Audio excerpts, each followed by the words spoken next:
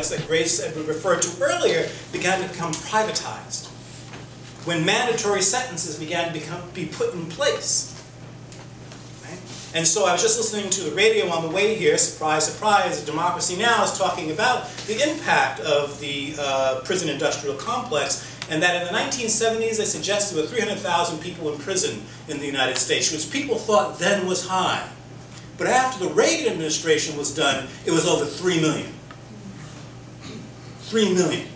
And then the corollary effects of being in prison mean that if you get a job, well, it's hard to get a job once you've been a felon, number one, and if you do get a job, that your wages can be garnished. Listen to this, I was shocked. I almost had to pull the car over.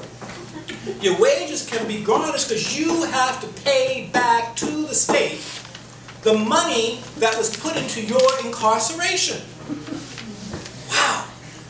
Not only do you get the benefit of spending your time in prison, but you get the luxury of paying for it. Anyway, so we find many examples across the United States which point out, here's what's happened in terms of the war on drugs.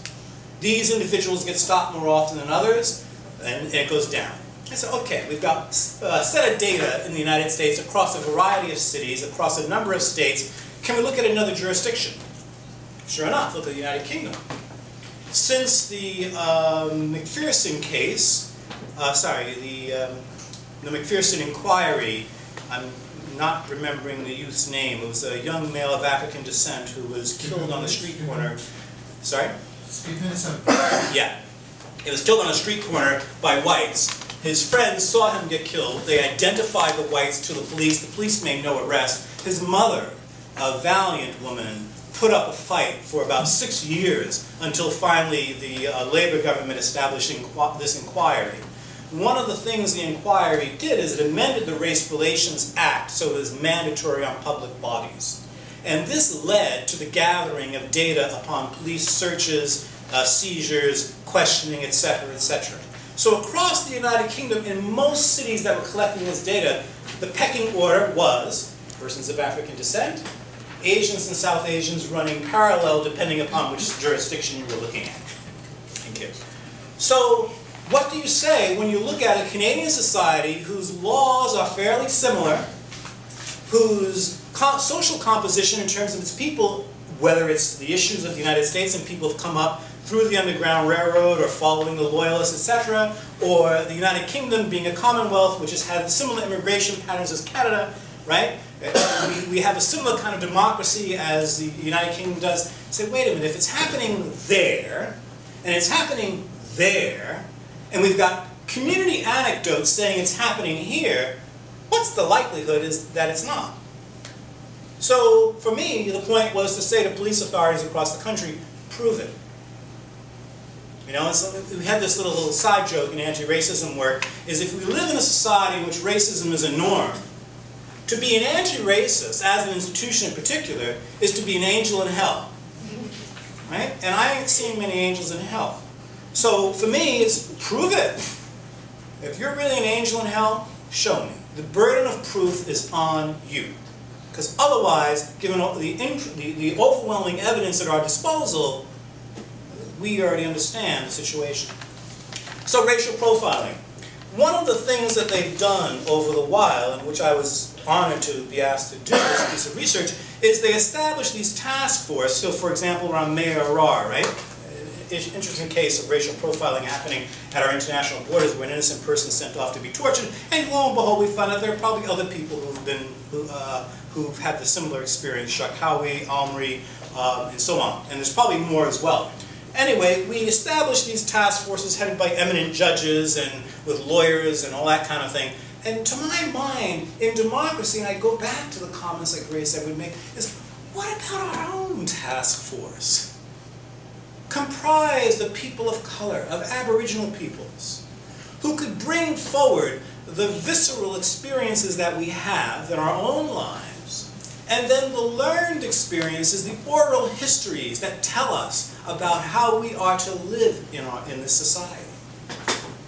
Why is it always when our lives are at risk, those who scrutinize, who assess, who judge, who make recommendations for change, come from outside of our community?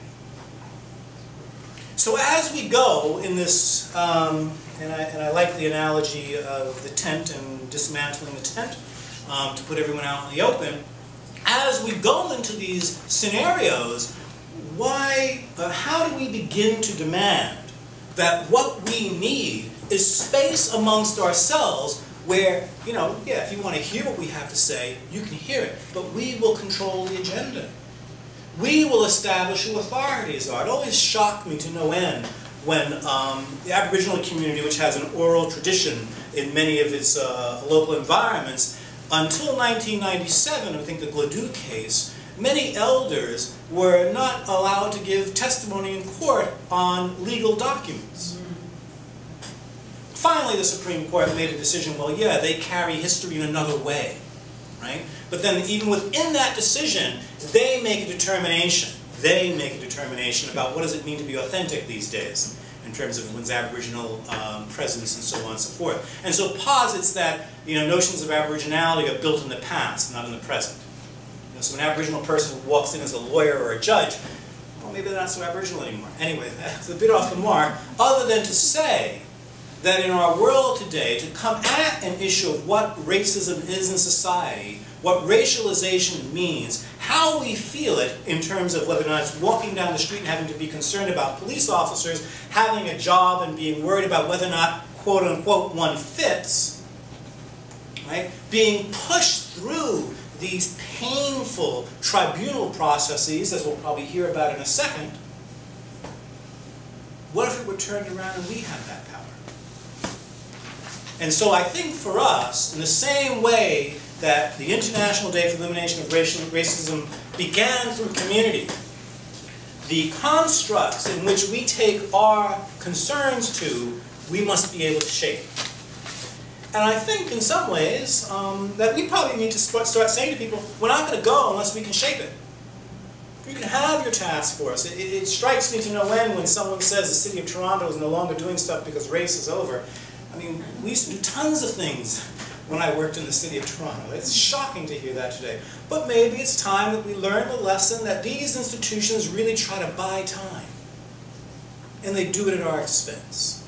And so how do we get community control over these proceedings that govern our life? And when it comes to racial profiling in particular, how do we get institutions like the Toronto Police Service Board just to even be honest with us about what they're doing?